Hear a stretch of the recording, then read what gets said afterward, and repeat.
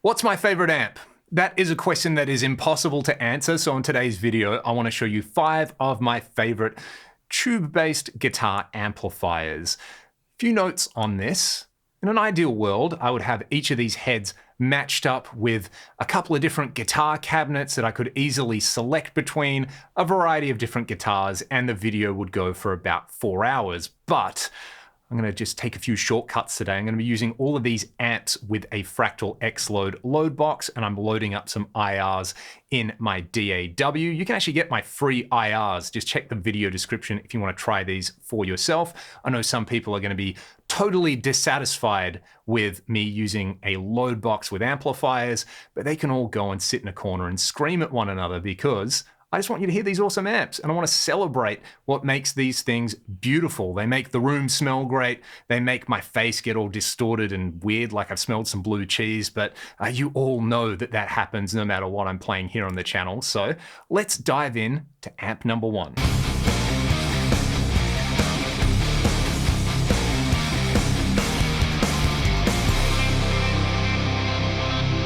Let's get the ball rolling with one of the heavy hitters. This is the Soldano Hot Rod 50 Plus. I bought this amp years and years ago off a good friend and just couldn't believe that a Soldano was in Perth, let alone for sale. I paid quite a bit of money for it at the time.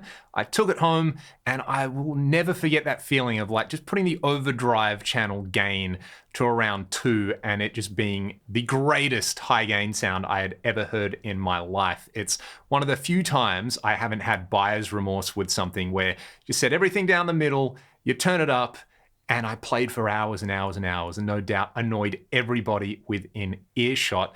I'm using this into the X-Load with my free TV Mix 7 Greenback IR, which you can get in the video description, PRS DGT. The crunch mode on this sounds really, really good, but when I pull this amp out, I just leave it on the overdrive channel. I'm gonna show you the range of gain you can get out of this because it basically starts dirty and then it goes into filth of immense proportions. The other thing to note is that the overdrive volume control, it's not until you hit about 6 that the amp really comes to life. It's just a beautiful thing.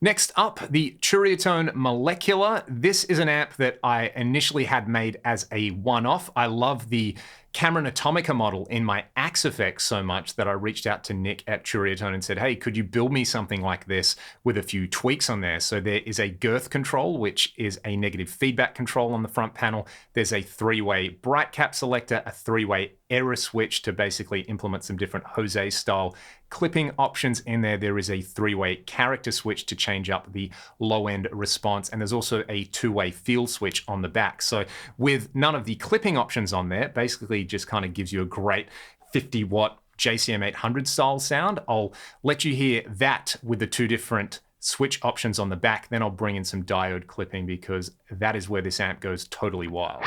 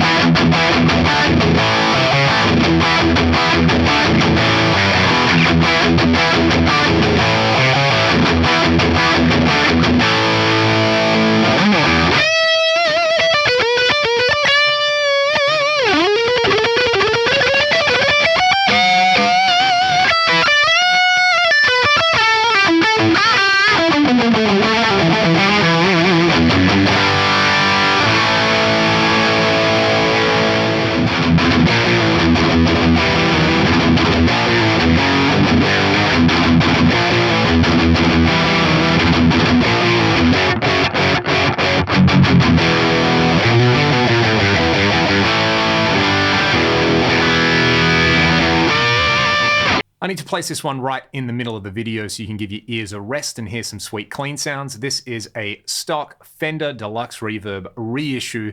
You all know what it does. It has my favorite spring reverb on it, and it is just magic with a Strat. I've got the volume at about 6, the treble at about 6, and the bass at about 3. Let's start on the neck pickup. I'm running this into the US impedance switch on the X-Load and one of my EV IRs. Let's hear it.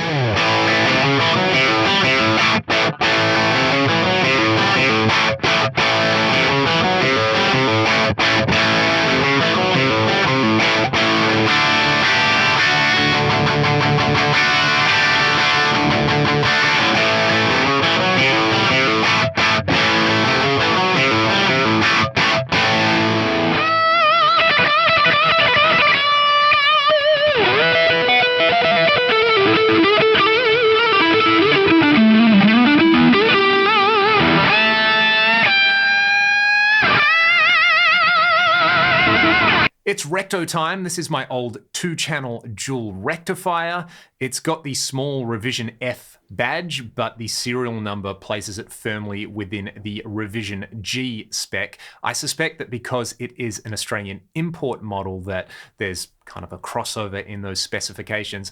Nevertheless, like a lot of people, I didn't understand rectos for a long time, and when I got it, I really got it, and this amp changed a lot of things for me. If you want to have a listen to this very amp and basically the setup I'm going to demo right now, go and have a listen to the Ragdoll album Back to Zero. This is the main amp that I used on there. Basically, every track has a set of doubles with this amp, and then we added another set of doubles with a different set of amplifiers. I think there was some Marshall DSL, some Splawn, some 5150, some 80 AMP1, some Soldano in there, a whole bunch of other stuff, but this was the backbone in there. I'll let you hear it with my PRS in drop C unboosted, then I'm going to kick in the pedal that really makes this combination for me, the Anarchy Audio Workhorse, which is a Klon style pedal, level all the way up, gain all the way down, and the treble control at around 2 o'clock on the pedal. Check this out.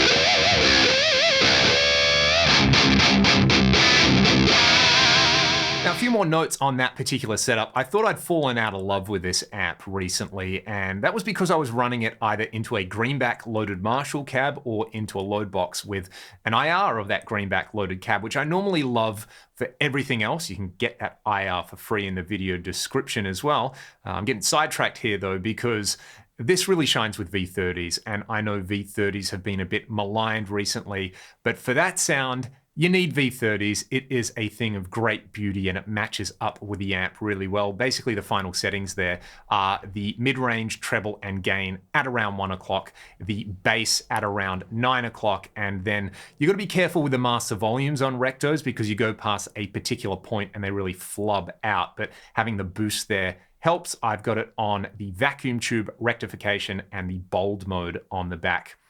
I just really like this amp. How can you not love a recto? Don't ever trust anyone who doesn't love a recto. All right, the last one needs no introduction. If you've been following my channel semi-closely over the last couple of years, you'll know this amp very well. It is a Boogie Mark IV. This one's a Revision B. It's rack mounted. Let's just tear straight into it.